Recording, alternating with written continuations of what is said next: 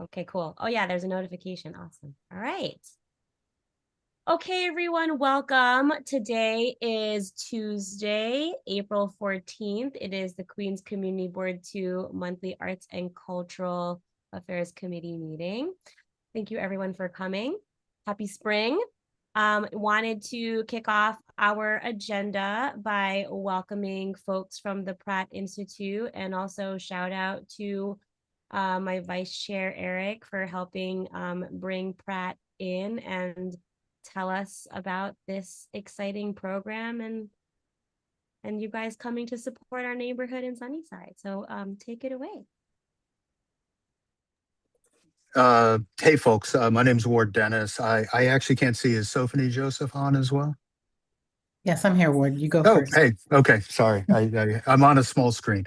I'm actually on Community Board 1, and it's our full board meeting going on in the other room right now. So uh, I'm multitasking, but I'll just introduce myself quickly and then hand it over to Sophie to introduce herself. My name is Ward Dennis. I'm full-time. I work as a historic preservation consultant here in New York City. A firm called Higgins Quays Barth and Partners. We work on landmarks preservation applications, historic tax credit applications. I've been doing that for about 30 years now. And I've also taught advanced studios and introductory studios, both at Columbia and here at Pratt. So I'm very excited to be joining up with you all in Sunnyside. It's a neighborhood I know pretty well, but I'm looking forward to learning a lot more about. Yeah, that's about me. I'll ask Sophie to introduce herself, and then we can talk. Okay. Hello, everyone. It's nice to meet you. My name is Sophie. I am an urban planner by training. I have been at Pratt since 2021, working within the GCP program, so Graduate Center for Planning and the Environment. I work across the planning program, the placemaking program, as well as teaching and preservation. My day job is I work at Take Root Justice. It's a nonprofit law firm, and we work across different areas, but I work in the equitable neighborhoods practice area. So a lot of focus on land use, affordable housing. We do a lot of work with public housing residents, community land trusts, and issues of rezoning. So I am looking forward to this project. So I guess I'll just do a brief introduction on the Pratt Studios in general. This is an advanced studio, so it's the second year. What we do for the advanced studios, each of the programs has introductory fundamentals kind of studio where we're working with the students in our own program. I'm teaching that this semester for the preservation program. And then in the second year, we bring the students together into interdisciplinary studios. So we will certainly have planners, placemakers, historic preservation students, and possibly students from the Sustainable Environmental Systems program as well. So I've taught it 3 or 4 years in the past.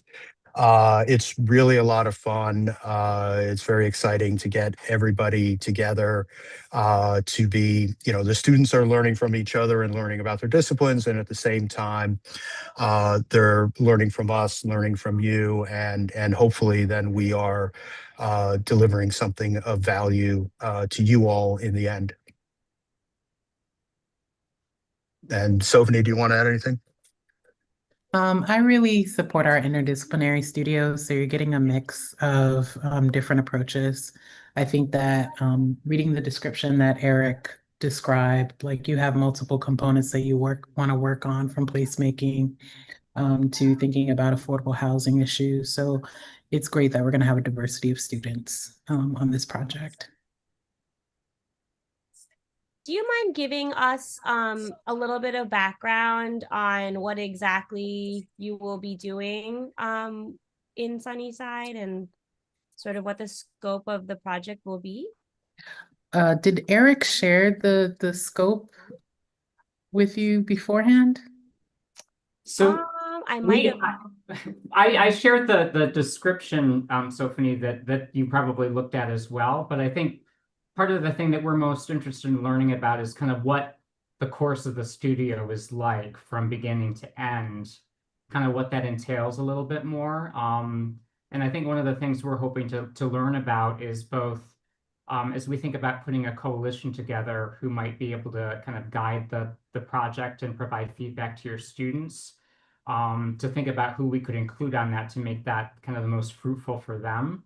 But also for us to learn kind of how broad the scope might be as we think about kind of, because we like you just described, we're thinking pretty broadly about kind of some of the cultural pieces in the community, and there's historic preservation, and there's a lot that we could kind of incorporate. So we just want to make sure we align with kind of what you're intending and usually has the experience.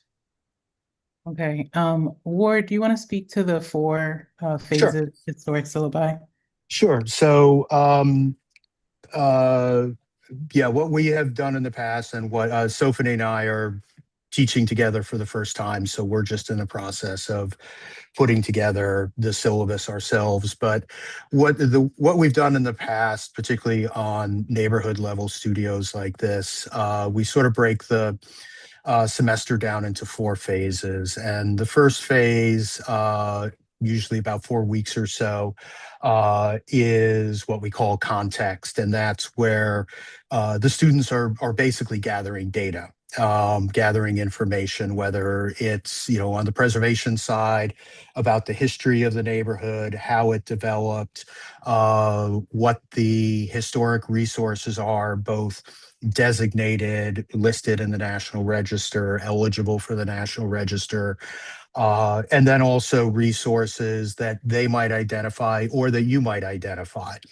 And the planning students likely will be gathering a lot of information about existing conditions in the neighborhood, from demographics to income, population statistics, planning parameters, what the current zonings are, what the history of the zoning is, and the like. And placemakers and SES students will be doing their own information gathering. So that's sort of the beginning of the semester, is really each group within their own discipline gathering information. And then we break the students out either individually or in groups, and ask the students to identify what we call projects. And that can be a wide range of things. A placemaker might look at a certain place in the neighborhood and decide that, here's this underutilized public space. I want to do something to activate it, to change it, to redesign it, what have you. Those are largely student driven, but they're also informed by your interests and needs. So, if the preservation students might be looking at, a long vacant site, historic site that has had difficulty being reused, and what are the options that we might use for that site? What are the tools that they as preservationists can bring to the project? And like I said, those are sometimes individual, sometimes 2 or 3 students working together. And then from that, we go into sort of what we call strategic planning, looking at the information from the first 2 phases, thinking about the conditions in the neighborhood from a planning perspective, a placemaking perspective, a preservation perspective, and starting to think about recommendations that address, in particular, the areas that you're most concerned with. And then the final part of the semester is putting together reports and presentations about all that. And usually what we do, what we want to do, and what we hope we can do is, at each one of those phases, there's presentations by the students, and hopefully as many of you as can attend are there, either in person or via Zoom, so that we can, through those four different phases, really get feedback from you and hear, what are the things that interest you. There certainly will be new things that the students come up with that maybe you didn't know about, or maybe you hadn't, really focused on, and you're like, aha, I really would like to know more about that. So it is an iterative and engaged process throughout. Got it. Thank you so much. That's very helpful context. Also good for our folks who are tuning in on our stream and like for minutes and stuff later, for our board to know what the project is. We are definitely happy to continue this dialogue with you as a resource to help gather the kind of cohort of folks in Sunnyside for all of the different facets of the potential of this project. I know within arts and culture, one of the projects that I think Eric wanted to make sure that this project included was an initiative that our committee is doing called the Murals and Gates Initiative. It's a little slow rolling, no pun intended, but what we've been doing so far is working with the bid in Sunnyside. So Dirk McCall from Sunnyside Shines has helped us gather the contact information of various properties in the neighborhood that we thought would be privy to a mural.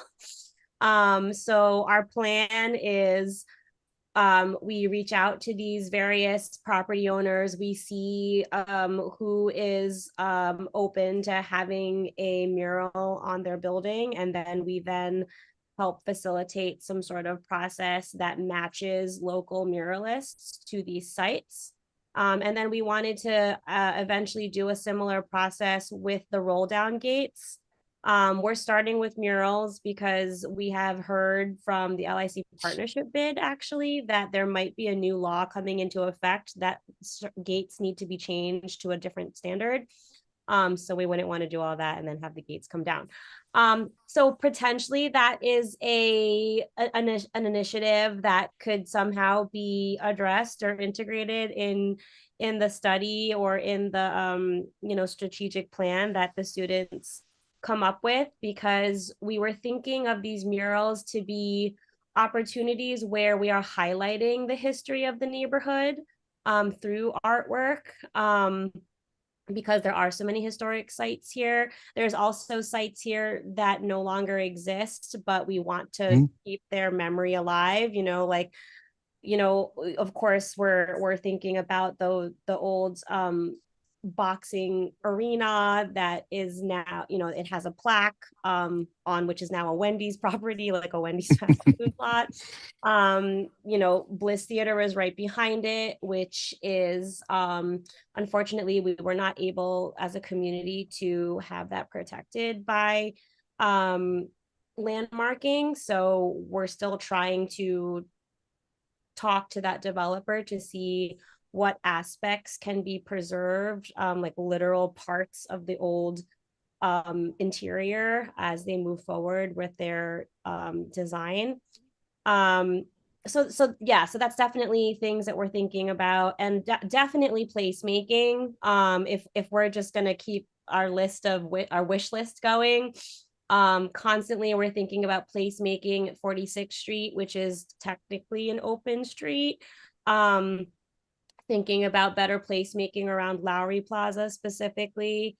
I know that there's been difficulty when we're trying to bring artwork into those DOT MTA spaces. So, maybe there's creative ways to be able to create placemaking without, having those strict red tape around, the DOT process and all of that stuff. So are there any, and I also know that there's also been talks in the committee about placemaking like under the viaduct overall. It is, 2 plazas and then a bunch of metered parking under there, but there has been an increase in wanting to figure out how to share that space better, especially with activations.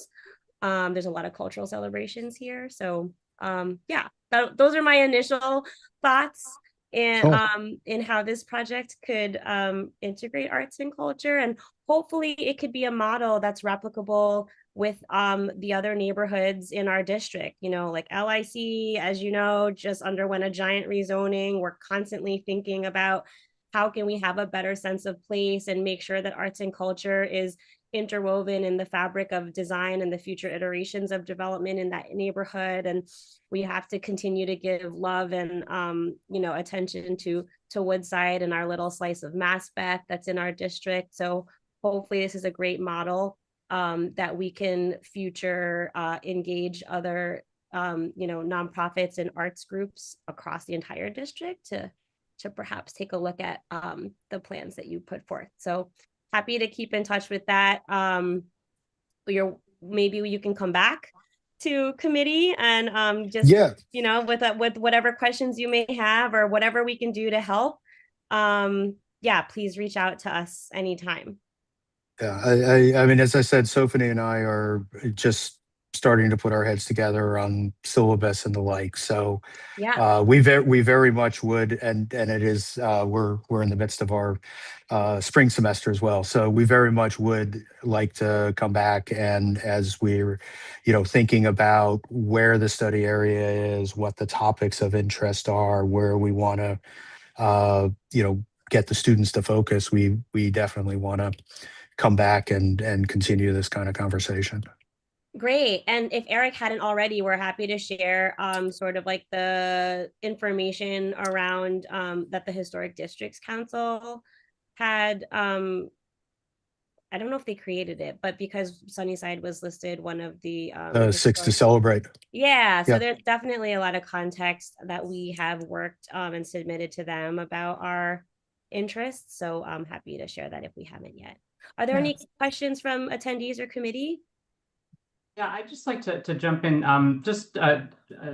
Warden Sophie, just to kind of build on the great list that Kharesia came up with. I think one of the things that we owe to your academic directors is kind of like the list of the folks who might be a part of the coalition who are the source of that feedback for the students at each of the phases during the fall. So she mentioned Dirk from Sunnyside Shines, I definitely think is someone we'll want to include, and there's certainly a number of others. So I think we as a committee and with some members of the board, given, for example, the kind of overlap with land use that is clearly going to occur here, that we might talk with them about who could be a part of that coalition too. But as we continue to kind of think about the possibilities and, you know, what this could produce for us and how we make sure it's a great experience for your students. Are there any examples that either of you have about kind of from previous studios outcomes or results that you were especially proud of or you thought are kind of illustrative of what emerges from these sorts of experiences?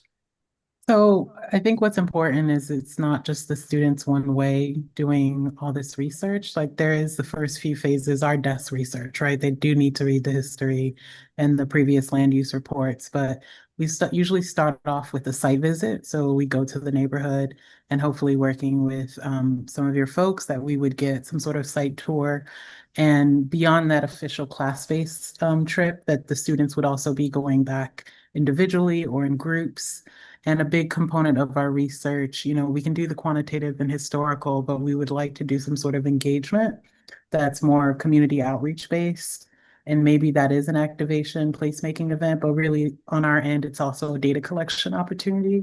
So there's this mix of, yes, we want our students to get some technical skills, library, GIS type opportunities, but we also want them to engage with the community because, you know, it's your home, right?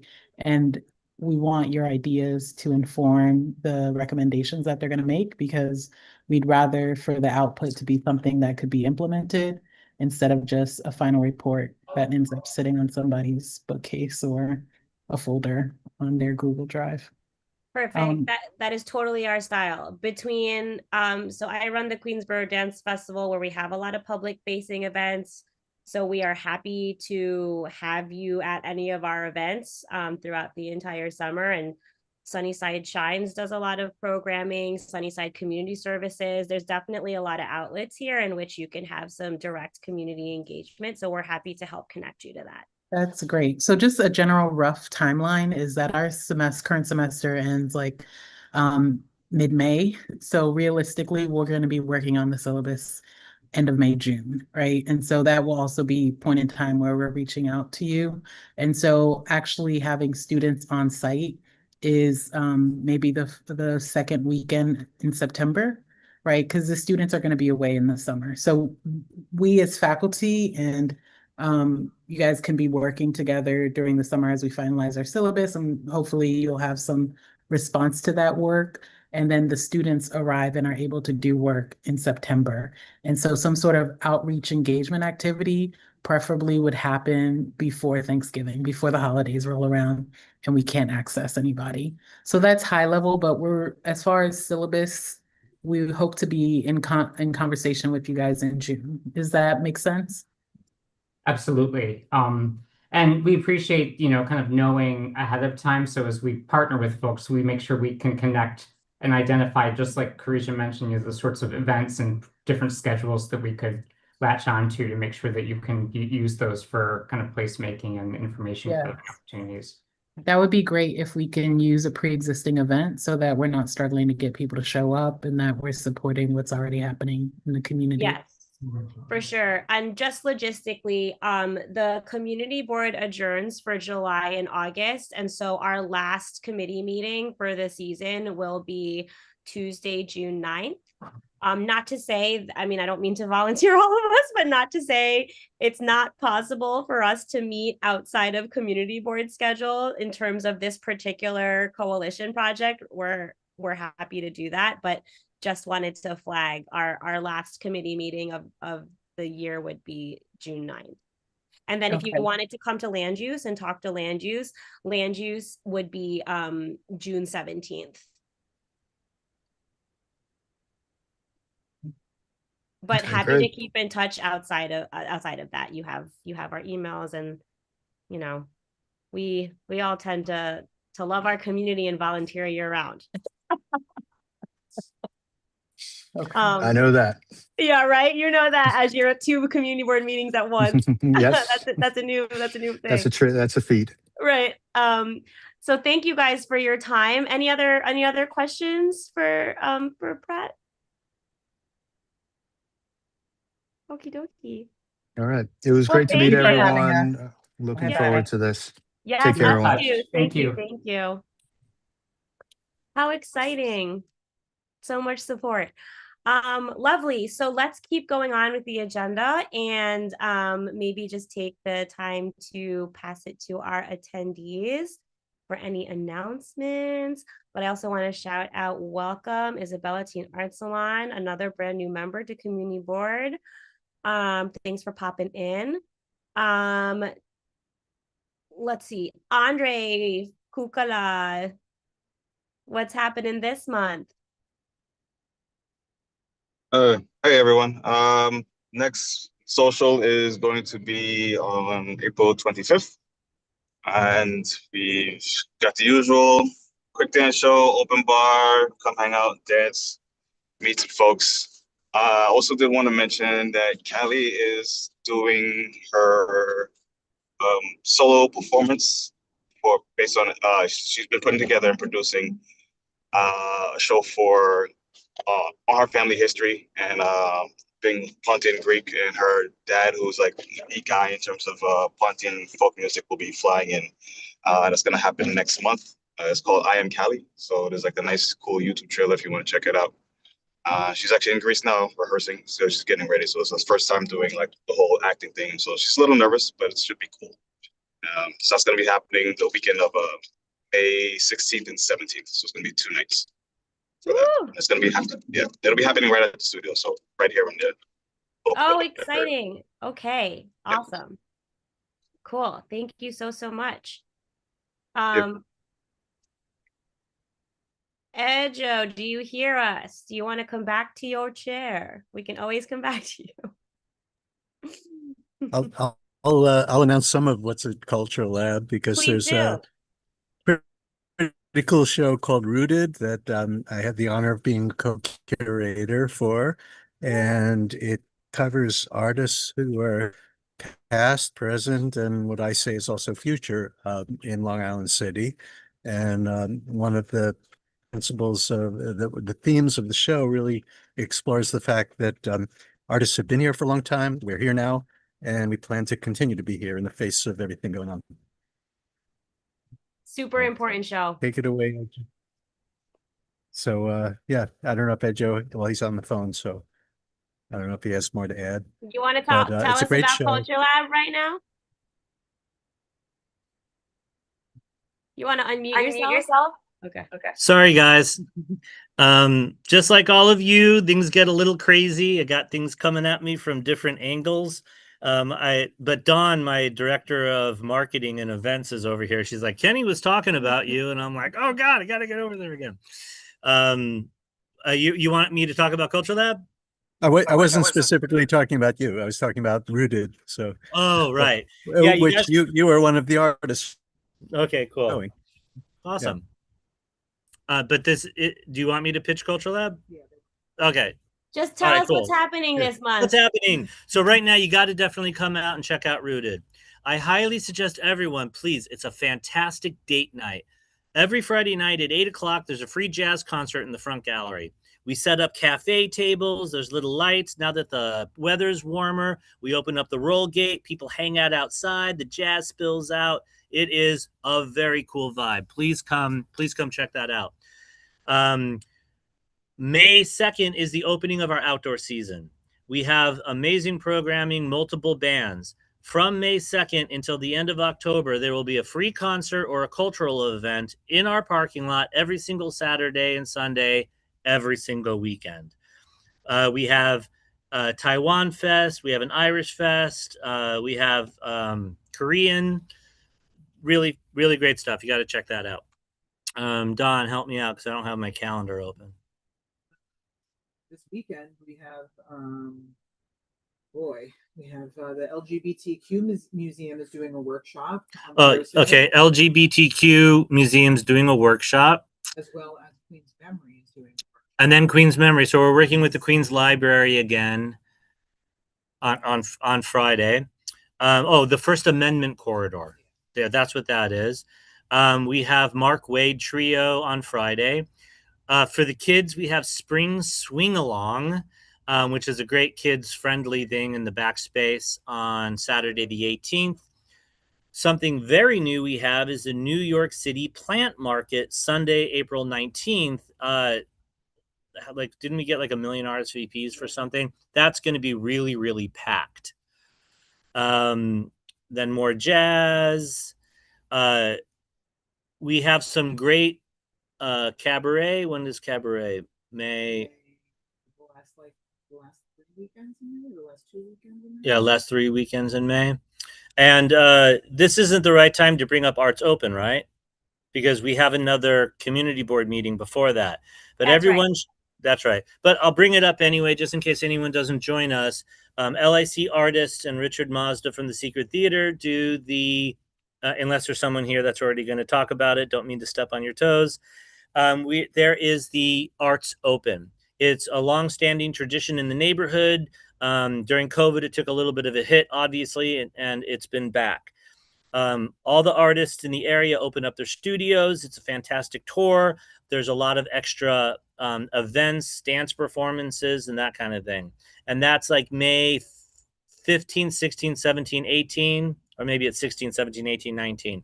But keep an eye out for that. It is really important that we support events like this when someone actually tries to do a whole culture. Oh, thank you. Someone put the calendar in there. If someone's going to do an art festival, we really should all come out and support it. We should all be supporting each other. I say this every time, but we should all be coming out and supporting each other's events. Can you talk a little bit about the Frame newsletter? And I just want to also suggest, is there an opportunity to maybe do a focused blast on LIC Arts Open specifically, including the Rooted exhibition when that time comes around? Yeah, definitely. I'm in chat. I am there you go. So we started a newsletter called The Frame. It is specifically for like the arts organizations that maybe aren't a part of the partnership. You should definitely look up the partnerships newsletter as well.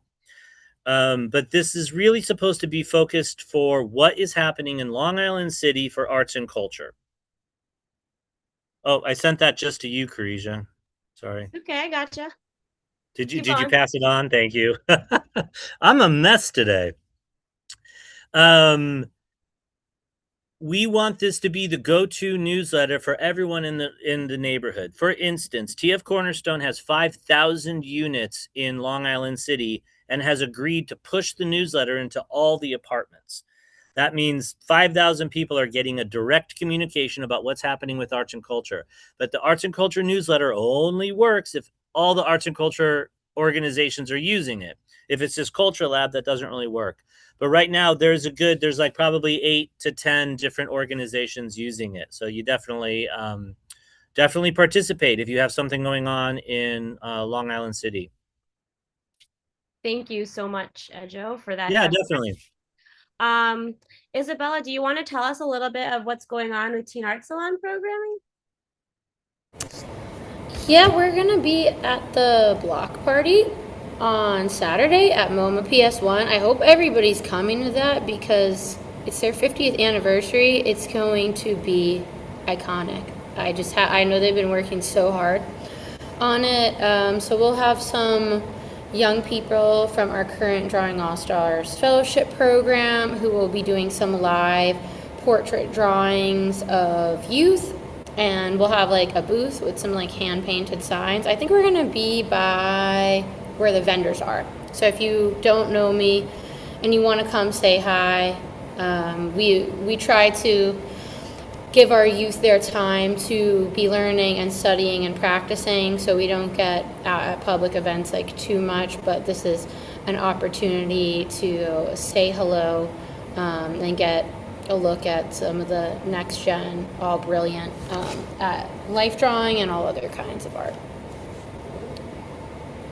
Awesome. And where do you offer your classes usually? Are they in the neighborhood or do you float around or?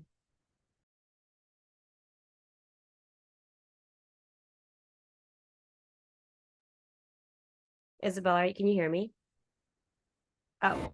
For a second, it just like didn't work on my headphones anymore. It disappeared. Can you hear me now? I'm sorry. I have so many filters on in this studio because oil paint is drying.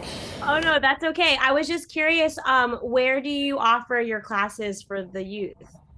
So we are in Court Square, in the Iris Lofts building. We're in one of the work studios. So if you don't know, Iris Lofts has 20 commercial spaces that are not residential on the first floor, where there's like a variety of painters, there's musicians, there is someone who has Indian dance as well down here, costume designers, and we are in that building. However, our programming is pretty much like closed right now. We're mainly like an application-based program. We do middle school programming though out of Queens Public Library and all different libraries. So I will have some info on our next middle school venture that we're going to be in Ridgewood doing painting, but then we're really hoping to launch a middle school program out of here by this summer. It's in the works currently. So yeah. Awesome. And maybe our education committee, if you wanted to be connected to more schools. Yeah, that would be great because we're definitely gonna try. Usually our programming is open to all 5 boroughs, but for this middle school one, we're going to do Queens only and preference on like District 30 and see how it goes. Awesome. Well, thank you. Thank you for sharing and thank you for doing that. Okay, cool. Any other announcements from, oh yeah, so yeah, just bringing up again, so PS1's having their big block party this Saturday. Queensboro Dance Festival is hosting a dance battle also this Saturday. Like slightly after the block party's over, there's going to be a kids bracket for breakdancing, and then there's going to be an adult bracket for breakdancing. And then Sunday is battle day 2, where we're doing all adult hip hop freestyle. And I'm so mad I'm missing this, Carisha. I didn't realize it was later in the day. Yeah. So the kids bracket is 3 to 6 o'clock, and then 3 to the 6. adult bracket is 6 to 9. And then on Sunday, adult hip hop is, I think, also like 3 to 7 or something like that at Bodega. Okay. Yeah. Quick question. Would it be allowed if any of our students wanted to draw the dancers while they're dancing at a respectful distance? Sure. Let's talk offline about that. But Yeah. it's like one of the only nonprofit Queens dance battles. So like, sure. Cool. Yeah, let's talk offline about that. I'm also trying to think of what else there's a lot happening this weekend across the district. But yes. Anywho, let's move on to other announcements that I wanted to get out. And please, anyone chime in if I'm missing anything. Yes, Eric. Rizza, could I just throw in 2 things to plug? Of course. Yeah. One is the Historic Districts Council 6 to Celebrate that came up earlier. Their launch of the new kind of class of 6 to Celebrate is happening on next Tuesday, the 21st at 6 o'clock at Sanger Hall. So it's happening in our district. I am going to change something on my schedule so that I can be there, but I just thought since it's going to be local and we were part of the 6 to Celebrate last year, it would be great for us to be represented. We get 2 free tickets, so I'm going to use one, but if somebody else wants to join me, there's another one out there. So just let me know and I'd be glad to have someone join me for that. Let me just post the link to that in the chat. And then the other thing I wanted to share is that this first weekend in May 1 through 3 is Jane's Walk weekend. So that's the weekend of walking tours that are free and open to everybody throughout the city. We have a small number that are happening in our district, unfortunately. I'm always a little disappointed that there aren't more, but I'll just plug the one that I'm hosting, which is on Sunday, May 3rd, which is an arts and culture related tour of Sunnyside. So I'm going to post the link to that here. And Thank you, Eric. I remember seeing that call for like people suggesting walks, and I'm so glad. Thank you so much for. There's another one happening in Sunnyside that it's a friendly neighborhood tour that has a Superman theme to it. That's happening 2 times. There's a historic tour in Long Island City, and also a tour of access to public bathrooms in Long Island City that someone is hosting, just to give you a sense of the range of topics that these tours can comprise. But I really think of mine as kind of my emerging thesis on the kind of links of culture in Sunnyside and some of the things I hope we can explore through Pratt and other things. So I'd love to have folks come. So awesome. And that's Tuesday, the 21st is the Historic Districts Council. Okay, and then your walk is in early May. Okay, great. Do you mind also just dropping the link? Is there like a link that has all of the local walks? You can, yes, you can filter it by like by my neighborhood. borough. Oh, cool. Awesome. Yeah, so. Okay. Yeah, that's awesome. Please, yeah, we'll drop the links on that. We'll make sure to bring it up at land use too. And it's free, Isabella. All the tours are free. Yay. Great. How exciting. Okay, so the announcements that I wanted to make. Hold on a second. Eric, I love our system of I know of things but can't find them as quickly online as you can. So if you don't mind. Wanted to uplift council members' participatory budgeting, which is active right now. I feel like we can always increase participation for the budgeting process. So just wanted to make sure that us arts and culture folks are aware of it, and please spread the word. It's really kind of fun to be able to vote on where we want to see improvements in our district. And I don't know if Eric, you want to speak a little bit more about that at all, because you were on the committee for it, right? When we were determining sort of the Not this year. Oh, not that. I did it last year. Yeah. Okay. But I think it would be great. Maybe we'll just keep that on our radar each year in case arts and culture folks want to get on that committee and hopefully advocate for some arts and culture investments to make it to the participatory budgeting list. I don't know if you guys noticed, but I also saw that the mayor is doing this really interesting campaign, sort of modeling March Madness brackets and having these different projects that are bracketed, and people can, I think, kind of vote on what improvement across the city they want to see first. And it's kind of an unofficial battle of city agencies to see who can get these projects done the quickest. So I thought that was a really innovative way for the mayor to stir up improvements quickly. Would be awesome to have some arts and culture ones on that list. In that same vein, also wanted to flag that the Department of Cultural Affairs has named their new commissioner, Dia Vij. I believe she has some history in Queens. I think previously she worked at Queens Museum, not super sure. But I do know that PS1 is having an event to welcome her. I don't think it's just the CIGs. I think it's like some arts and cultural stakeholder stuff. So I will make sure I am there to uplift our district priorities if I do get to talk to her. And then wanting to also bring up, so we had put forth to the community board budget requests to the city a couple months ago. We had all put forth like some of the ideas that we wanted for arts and culture in terms of budget items, mostly project expense, not capital.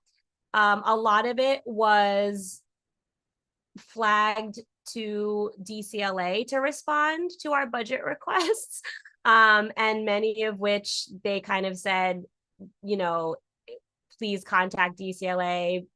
It's not like these types of requests are not typically within DCLA scope, but feel free to talk to them for more feedback as to why they were not able to address the request. So we do plan on having Andy Castillo from DCLA to come to next month's Arts and Culture Committee to specifically talk about the Create in Place program, but that might also be an opportunity there to maybe get some more guidance on how we can better perhaps word or prioritize certain arts and culture investments so that maybe it goes to a different agency and it gets the project off the ground faster, stuff like that.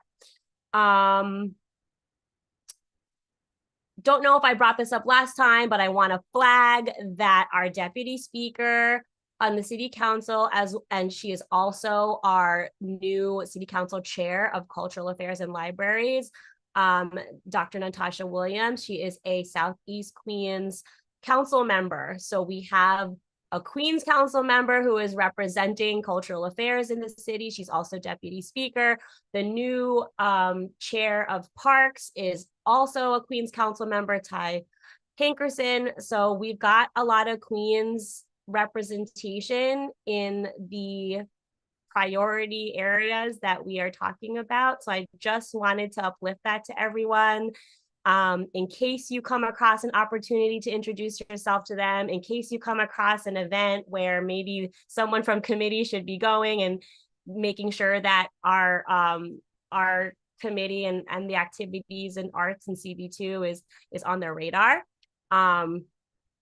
Yes.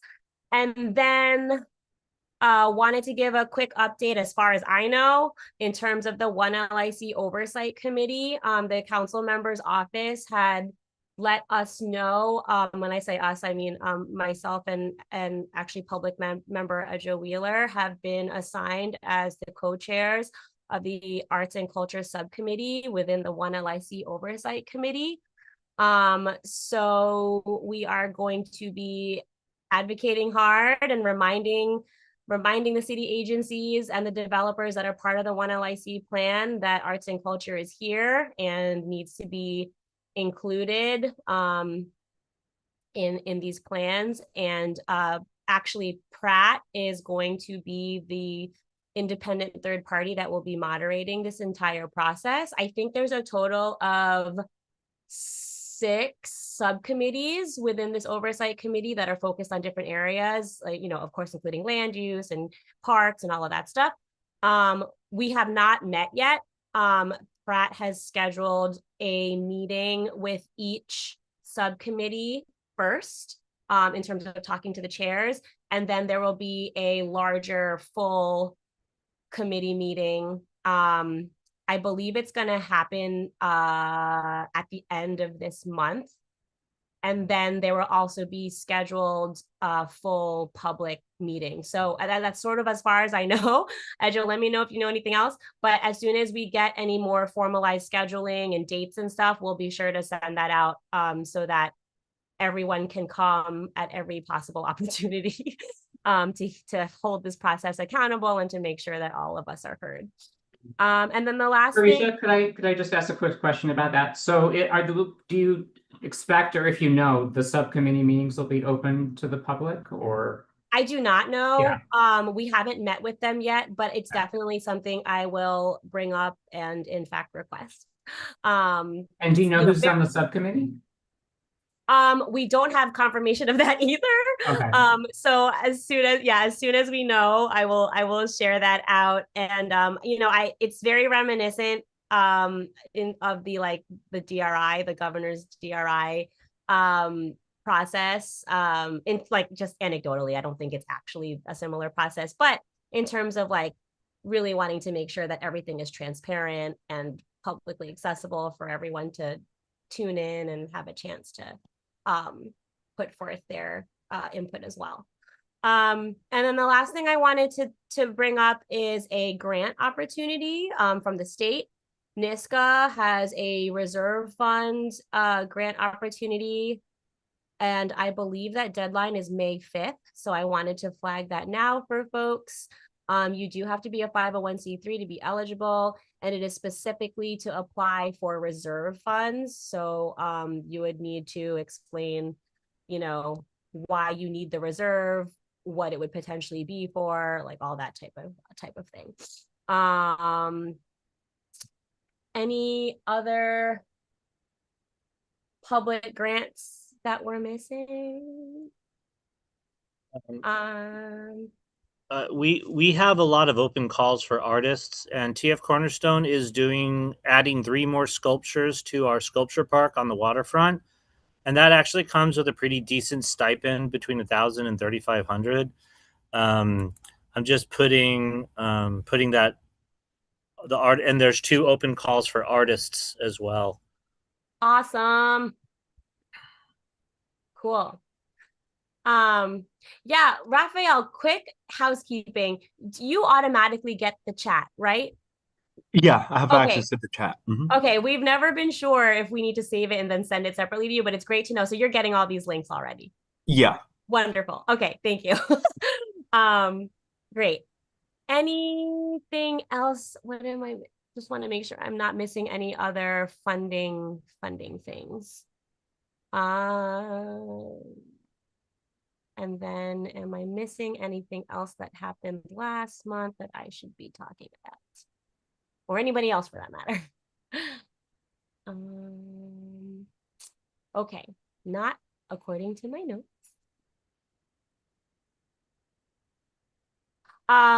A little bit of other housekeeping stuff. So it's great that we're gonna have Pratt and their studio program. sort of bolstering our Murals and Gates initiative. I do want to know if anyone has any additional capacity to help us reach out to some property owners to find out if they'd be willing to host a mural. Please let me know if you can do that. I don't know if anybody saw the recent land use agenda that just came out, but I'm very inspired by it. On their agenda, they now have an additional section that kind of has like follow-up calls to actions that are assigned per member. Awesome, thank you, Pia. And I think I want to try and do that, even though our committee is much smaller. But yeah, so check out the land use agenda, or even check out the land use meeting to see how Prameet is kind of running their ongoing to-do list of things within committee goals. So yes, let me know about that, and hopefully we'll get a little bit more momentum on it. I'm guilty of not being able to give as much time as I want to on that initiative as well, but I think with the group effort it'll be manageable for everybody. And I'll also flag Raphael, maybe I'll reach out to you to kind of get the contacts of the rest of our committee members who aren't here today, so I can at least put this project on their radar, and hopefully attract more members to join us as well. Sure, sounds good. Awesome. Thank you. Thank you so much. All right, everyone. Anything else? Kenny, so smart to have your meeting outside. Parisha, I was just going to say that, I love that idea about having the to-do list on the agenda too. And one of the things to make that work will be ensuring that more members of our committee attend our meetings. Very true. So we'll have to kind of tackle that problem too, I think. Yes, I agree. Maybe you and I can talk about that. I'm even wondering if like we can entice folks to do like an in-person meeting now that the weather is getting nicer. Like we all meet at an arts and culture event. Like, wow, how outside the box would that be for arts and culture committee? But we can talk about that and maybe get Raphael and the executive committee's blessing on that one. But that's a great point. And I'm making a note. Okay. All right. Anything else, everybody? Thank you all for your time. We're starting to get to, it's still light out at 7 o'clock. Lovely. Lots of plans for the weekend. Let's continue to support everybody's projects. Hopefully I will see a lot of you out and about this weekend. Yeah, and then I'll see y'all at next month's Arts and Culture meeting with DCLA. Oh, cool. Oh yeah. Thanks, Pia, for flagging that. We can all see the new mural that PS1 worked on. So I don't know if y'all remember like the big mural at the top of their building that had Artists Make New York. That's now a different mural that I guess I haven't even checked it out, but yeah. Oh, she can see it. Oh, awesome. Pia, we'll have a meeting at your house. What are you talking about? All right. Okay, everyone. Well, thank you so much. We'll see you next month. See you this weekend. Thank you all. Bye. Bye, everyone.